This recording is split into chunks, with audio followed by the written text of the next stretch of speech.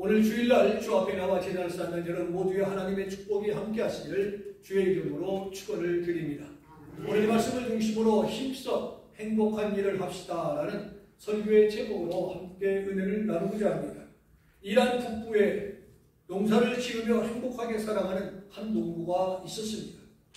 하루는 수도승 한 사람이 찾아와 이렇게 말을 합니다. 여보게, 이렇게 농사만 짓고 밥만 먹는 것으로 만족할 수 있겠는가?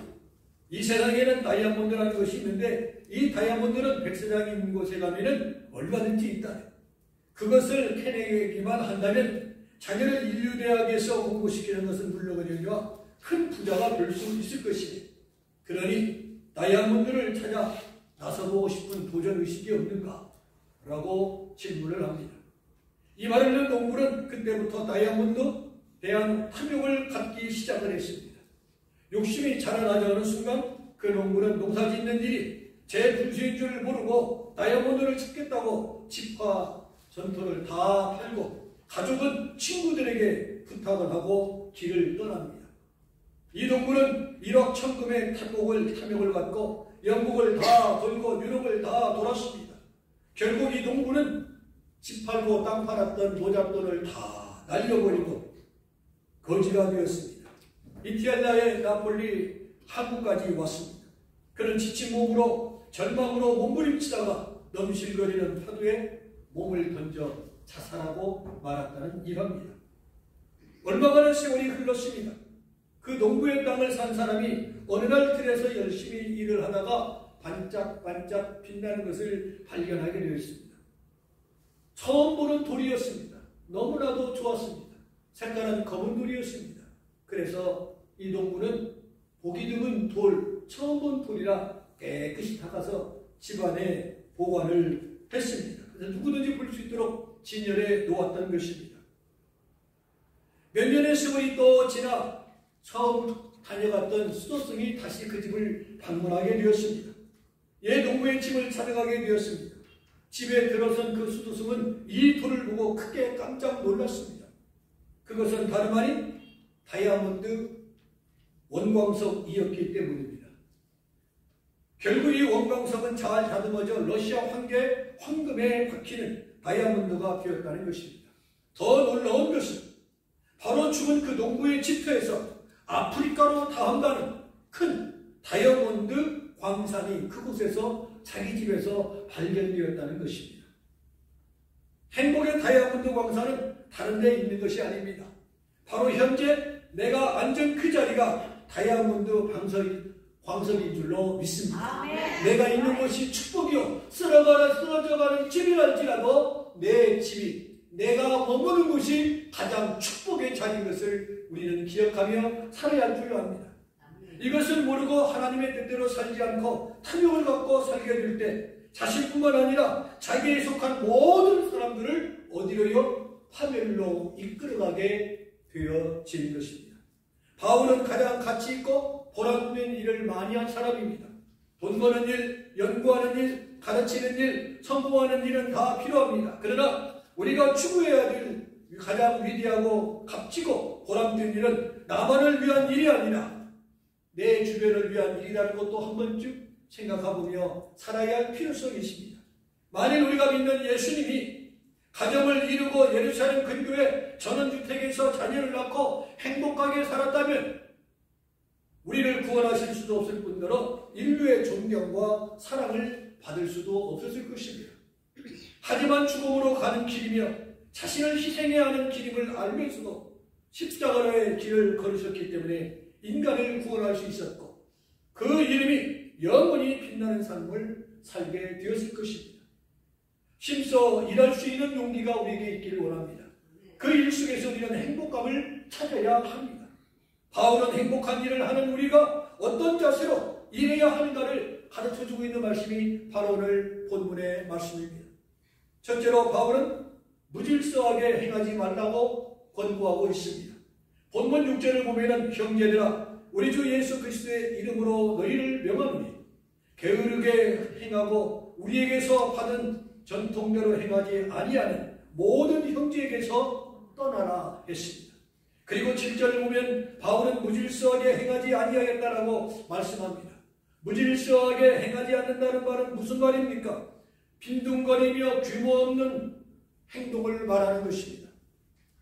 바울 당시 데살로니가 교회 안에는 예수님이 곧 재림한다는 소문이 나서 일도 하지 않고 빈둥거리며 무질서하게 행동하는 사람이 많이 있었음을 보게 되어집니다. 그릇도 규모가 있고 생활도 규모가 있어야 됩니다. 일을 벌여도 규모 있게 검토하고 계획하고 추진해야 착오가 없는 것입니다. 식생활도 규모를 지켜야 합니다. 과음, 과식, 폭식은 장기를 망가뜨립니다. 규모 없는 남녀 교제는 가정을 파괴하고 난폭한 운전은 무엇을 일으킵니까? 사고를 일으킵니다. 신앙생활도 예의일 수는 없습니다. 기도생활을 하는 것은 주님의 명령입니다. 열심히 우리가 기도생활을 해야 합니다. 그런데 나는 기도만 합니다 하면서 낮에는 자고 밤에는 기도하고 살림은 내팽개치고 자녀를 돌보지 않고 한다면 이거는 규모 있는 기도생활이 아닌 것입니다. 훤한 대낮에 잠을 잡니다. 아니 어찌 잠을 잤냐고. 오늘 저녁 철야 기도를 해야 하기 때문에 잠을 자요. 남편의 밥도 안 줍니다. 아이들 학교 가는 거 챙기지도 않습니다. 좋아요. 밤에 철야 기도하고 낮에 또 와서 또 퍼 잡니다. 어제 철야 기도했기 때문에 또 잔다. 그거는 바른 기도 생활이 아닌 것입니다. 어떤 사람에게 왜 전도 안 하느냐고 물었습니다. 전도하면요 자연히 이 말 저 말을 많이 해야 하는데 목사님이 말하실 때마다 말은 적게 할수록 아끼는 것이 좋다고 해서 말을 안 하려고 하는 전도를 안 합니다. 하지만 그 사람은요 동네에서 남의 말 하기로 1등간 소문난 사람이었습니다. 꼭 해야 될 말이 있고 해서는 안 될 말이 있는 것입니다. 어느 생활도 규모 있는 말을 해야 한다는 말입니다. 골프를 좋아하는 어떤 사람이 알래스카를 간다고 합니다. 환상적인 골프장이 즐비했습니다. 거기에다 플러스 알파 밤 시간이 3시간밖에 없는 배려가 계속되고 있었습니다. 너무나도 행복했습니다. 너무나도 낮 시간이 이렇게 많으니 골프를 쳐도 얼마나 재미있는지 매일 72홀씩 골프를 쳤습니다. 18호에 몇 번입니까? 4번입니다. 4번. 4번을 쳤어요. 얼마나 기분이 좋은지 나흘을 계속 밀어붙여 하고 쳤습니다. 그런데요 그날 밤 코피가 터지고 어깨 허리가 마비되기 시작한 몸으로 비행기를 타고 LA에 왔는데 3개월 동안 병원 신세를 졌다고 합니다. 운동도요 적당히 규모 있게 하면 건강에 도움이 되지만 규모가 지나치면 강제 노동이 되는 것입니다. 그래서 바울은 행복한 일을 하려면 모든 것을 어떻게 해요? 규모 있게 하라 권면하고 있습니다. 둘째로 바울은 열심히 일하라고 했습니다. 본문 8절을 보면 수고하고 애써 귀하로 일함은 너희 아무에게도 폐를 끼치지 않게 하려 함이라 했습니다. 10절을 보니 누구든지 일하기 싫어하거든 먹지도 말게 하라 했고 12절을 보면 조용히 일하여 자기 양식을 먹으라고 했습니다. 정당한 노동의 대가로 먹고 사는 것이 행복한 일이라는 것입니다. 프랑스 제23대 대통령으로 당선된 니콜라 사르코는 이민은 부모님 밑에서 자란 사람이었습니다. 그는 명문 정치인들이 나오는 명문대학 출신도 아닙니다. 하지만 그의 꿈은 어리서부터 대통령이 되는 것이 꿈이었다고 합니다. 본인 의사와는 상관없이 어머니를 따라 프랑스로 이민을 가고 대통령에 출마하여 당선된 인물입니다. 그가 대통령 당선을 위해서 선거 운동을 할 때 내건 여러 가지 공약 중 하나는 그 중에 가장 중요한 공약은 추락하는 프랑스 경제를 바로잡고 회복시키겠다는 것이 그의 제일 우선된 공약이었습니다. 프랑스 경제 구조는요 일하는 시간보다 노는 시간이 더 많습니다. 걸핏하면 파업을 일으키고 소득은 없는데 분배를 마치 사회주의처럼 풍조화되어가고 있었습니다. 사르코의 경쟁자인 사이담 여성 후보 시콜렌 루아는 분배를 내걸고 대통령 선거에 임했습니다. 골고루 나누어서 잘 살게 하겠습니다. 여러분 이 사람을 밀어주세요. 그 여성 후보는 외쳤습니다. 그의 공약이 가능할 수 있을는지는 모르지만 그러나 사르코치는 외쳤습니다. 우리 프랑스가 경제적으로 살아야 합니다. 조금만 더 열심히 일하고 조금만 더 분배해서 프랑스 경제를 일으키고 세계의 프랑스로 만듭시다. 이 경제가 살아난 다음에 우리는 얼마든지 분배할 수가 있습니다라는 공약이 그의 정치 철학이 유권자들의 마음을 움직여 대통령에 당선되었다고 합니다. 그런데 우리 사이도 일하지 않고 잘 먹고 잘 살겠다는 사람들이 얼마나 많은지 모릅니다.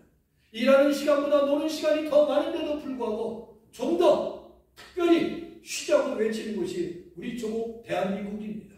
그래서 쉬는 시간을 가지고 일주일을 쉬어도 모자라 2주 더 쉬어서 이틀 더 쉬어서 이번에 9일 신날이 너무나도 좋아하는 국민들의 모습을 봅니다. 그리고 국가의 돈을 분배해서 나눠주자. 30만 원 주니 또 달라. 10만 원 주니 더 달라. 분배를 요구하고 있습니다. 분배가 경제 정의의 최고 가치라면서 내건 것이 아니라는 것이 빼앗아 분배하자는 것이 사회주의의 경제 윤리입니다. 다시 말하면 그것이 공산주의인 것입니다. 그러기에 바울은 자기가 직접 쉬지 않고 어려울 때 힘들 때 열심히 일해서 먹고도 살고 선교도 했습니다. 내가 힘들다고 어렵다고 교인들을 향하여 손을 벌리지도 않았습니다. 그러고 난 다음에 나서 교인들에게 말합니다. 일하기 싫다면 뭐라고요?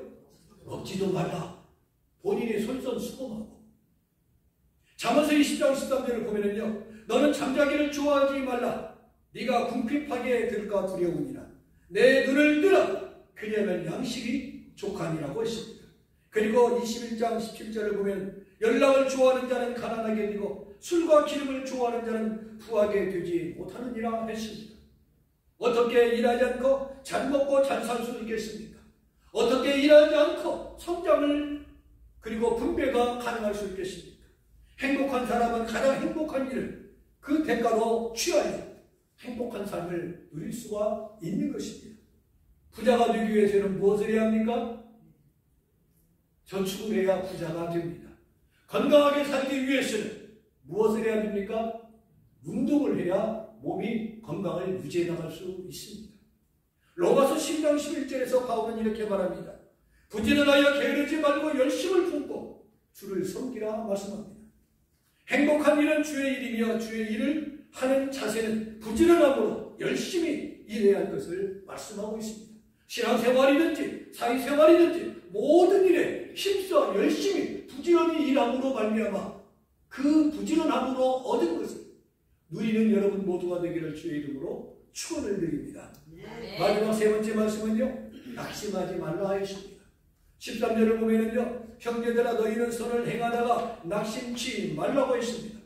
낙심하지 말라는 것은 겁내지 말라, 주저하지 말라, 포기하지 말라는 것입니다. 우리 한국 사람은 쉽게 포기합니다. 입에 붙은 말이 뭐가 있어요? 그까짓 거 때려치라고. 쉽게. 서너 번 해봐서 쉽게 내던져 버립니다. 이런 말이 있습니다. 모든 잘못은 다 용서할 수 있다. 그러나 포기하는 것은 절대로 용서할 수 없다는 말이 있습니다. 이것은 무슨 말입니까? 포기하지 말라는 것입니다. 바울은 갈라디아서 6장 9절에서 이렇게 말합니다. 우리가 선을 행하되 낙심하지 말지니 포기하지 아니하면 때가 이르면 거두리라고 했습니다. 좋은 일, 행복한 일을 하느라면 피곤하고 힘들고 지칠 때가 있습니다. 짜증날 때가 있습니다. 그러나 낙심하지 않고 포기하지 아니하면 반드시 무슨 날이 오리라? 거두는 날이 오리라고 말씀하고 있는 줄로 믿습니다. 바울에게 포기는 없었습니다. 바울에게요 질병도 아픔도 가난도 죽음도 그에 대한 세계 선교에 대한 비전을 막을 수는 없었습니다. 그는 꿈대로 로마로 갔고 그가 가졌던 서바나의 비전대로 복음이 세계로 전파되어졌던 모습을 보게 되어집니다. 꿈을 가지시기 바랍니다. 미국에 오실 때 처음 꿈을 안고 우리는 왔습니다. 그 꿈 접지 마시고 숨 넘어가는 순간까지 꿈을 향하여 날마다 도전하는 저와 여러분이 되기를 축복합니다. 미국에서는 성인 5명 중 1명꼴인 18.4%가 우울증 진단을 받은 적이 있다고 합니다. 5명 중 한 사람이죠. 약 40만 명의 성인을 대상으로 조사한 결과입니다. 물론 거주지에 따라서 우울증 진단 비율이 차이가 있을 수도 있습니다. 그러나 우울증을 모두가 많은 사람들이 앓고 진단을 받고 약을 먹기도 합니다. 우리 대한민국은 어떨까요? 지난해 2024년 기준으로 한국 우울증 환자는 110만 명 이상입니다. 역대 최고치를 기록하던 5년 사이에 무려 30%가 넘어서고 있다는 통계입니다. 우울증 증세의 특징은요, 자신이 자신을 모릅니다. 자신은 아무런 문제도 없고 극히 정상적이며 정당하다고 표현을 합니다. 우울증 원인은요, 한마디로 말하기도 어렵습니다. 사회적인 원인, 가족적인 원인, 심리적인 원인이 복합되어서 있기 때문에 쉽게 그 원인을 말하기가 어렵다라고 전문가들은 표현을 합니다. 하지만 불안과 초조와 염려, 걱정이 겹칠 때 나도 모르는 사이에 무엇이 찾아와요? 우울증이 찾아오게 되어집니다. 맡길 곳이 없고 생각할 것이 없기 때문에 그 우울증의 빈도가 깊어집니다. 또한 우울증의 표현 증상은 쉽게 낙심하고 포기한다는 것입니다. 우울증의 증상의 표기는 뭐라고요? 쉽게 포기해버려요. 그리고 낙심해버립니다. 하진을도 놓아버립니다. 그러나 나는 나 혼자가 아닙니다. 나만 홀로 있는 것이 아닙니다. 세상을 이기신 예수님, 사탄의 원수를 깨뜨리신 예수님, 십자가의 고통과 죽음을 이겨내신 예수님이 나와 함께 하신다는 믿음이 우리에게 있을 때 그 어떤 어려움도 난관도 이겨낼 수 있는 줄로 믿습니다. 나에게 힘을 주시고 희망을 주시기 때문에 나에게 절망과 포기가 있을 수 없다는 것입니다. 사도 바울의 지조입니다. 죽음도 그를 막을 수 없었습니다. 그래서 바울은 낙심하지 말라, 포기하지 말라고 우리들에게 권면해 주고 있는 것입니다. 죽음보다 무서운 것이 뭡니까? 절망이라고 합니다. 왜 사람이 암 선고를 받으면 의사가 3개월, 6개월은 살 수 있습니다 말하는데 6개월, 3개월 이전에 숨을 거둡니까? 그 순간 포기하기 때문에 그렇습니다. 최근에 어느 분 암 환자를 만났습니다. 그때 제가 이런 말을 했습니다. 그 암을 친구로 삼으십시오. 어차피 떠나지 않을 암 덩어리라면 너도 살고 나도 살자. 한국의 청대교회 원로 목사이신 한명수 목사님이 한참 목회 재밌게 하고 있을 때 교회가 부흥하고 일어나고 초기장을 지내고 있을 때 위암 말기가 왔습니다. 그 목사님 만나서 얘기하는 중에 하시는 말씀이 이런 말씀하십니다. 나는 평생 성도들 신방만 병문안 할 줄 알았는데 내가 병원에 입원하여 암을 수술하고 마지막을 기다리는 내 입장이 얼마나 부끄럽든지 성도들이 신방 오는 것이 그토록 부끄러움을 느껴 오는 이 시간으로 성도님들 저 신방 오지 마세요 라고 합니다. 그러면서 울면서 기도하면서 이제 남은 생애는 길어야 3개월. 어떻게 마지막을 장식할 것인가. 회개하며 죽음을 기다리는데 3개월이 돼도 안 죽더래요. 그래서 항암 치료가 들어갔습니다. 그리고 그 목사님이 생각이 바꿔졌어요. 내 몸에 있는 전체를 드러내는데도 불구하고 어느 순간 나중에 보니까 암이 몸 전체 70%로 퍼진 거예요. 이거는 절대 불가능합니다. 그때 그 목사님이 기도하고 암과 약속을 했습니다. 암, 너는 내 친구다. 어차피 내 몸 안에 있으니까 너도 살고 나도 살자. 그 마음을 갖는 순간 그때부터 마음이 그렇게 편안할 수가 없더래요. 두려운 마음이 다 없어지고 마음의 평안이 찾아오니까 죽음도 두려운 마음이 없는 거예요. 70%가 퍼졌을 때 역시 의사도 당신이 3개월, 6개월은 버텨왔는데 다시 이렇게 돌렸으니 이제는 정말 어렵습니다. 그런데요, 그분이 3개월, 6개월도 어렵다는 분이 20년 인계 이상 살아오셨습니다. 위를 100% 다 잘라낸다. 위가 다시 생겼어요. 얼마나 식사를 잘하는지 몰라요. 전 세계를 다니면서 원로 목사가 돼가지고 복음을 증거합니다. 그렇습니다. 우리에게 막을 것은 아무것도 없습니다. 내가 포기하면 더 큰 두려움이 오는 것입니다. 여러분의 삶의 현장 속에서 나만이 알고 있는 힘들고 어려운 일들이 얼마든지 많이 있습니다. 내가 이겨낼 수 있다, 감당할 수 있다, 나는 절대 포기할 수 없다는 그러한 소망과 꿈을 날마다 키워나가고 계시기를 바랍니다. 여러분은 이겨낼 수 있습니다. 감당해낼 수 있습니다. 하나님이 여러분을 대한민국에서 미국으로 불러내주신 하나님 아버지의 귀하신 뜻이 여러분에게 계신 줄로 믿습니다. 그 꿈을 향하여 날마다 도전해 나갈 수 있는 여러분이 되기를 간절히 축복을 드립니다. 바울의 말처럼 낙심하지 말라, 포기하지 말라는 것을 염두에 두시기 바랍니다. 이제 말씀을 마치겠습니다. 옛날 스페인의 어느 왕이 행복해지려고 사치와 연락을 즐기면서 매우 호화스러운 생활을 했다고 합니다. 그러면 그럴수록 왕은 행복은커녕 도리어 마음이 허전하고 불안과 초조가 찾아왔습니다. 그래서 하루는 신하를 몽땅 불렀습니다. 그리고 신하들에게 어명을 내립니다. 병들은 속히 정복을 수송을 하여 스스로 행복하다고 여기는 사람을 찾아오도록 하십시오. 신하들이 사방으로 흩어져 몇 달 동안 만나는 사람들마다 붙들고 말합니다. 당신은 행복하십니까? 당신은 행복하십니까? 아무도 행복하다고 말하는 사람이 없습니다. 행복하다고 말하는 사람은 오직 한 사람밖에 없었습니다. 그는 누더기 옷을 걸치고 막대기 하나를 들고 두메 산골에서 양을 치고 있는 목동이었다고 합니다. 그는 목동으로 살면서도 얼마나 마음이 행복했는지 모릅니다. 나에겐 욕심이 없어요. 오늘이 내게 목동으로서 일할 수 있는 것만도 감사하고 나는 행복합니다. 마치 어느 권사님이 잠자면서 대자르어서 나보다 행복한 여자 있으면 나와보라 그래. 그런 분이 여기에 한 분 계십니다. 중요하죠? 우리가 항상 오늘도 나는 행복하다, 감사하다, 눈 뜬 것이 감사하다. 남편이 연로하게 힘들더라도 아침에 눈 떴다고 뭐라고 하지 마시기 바랍니다.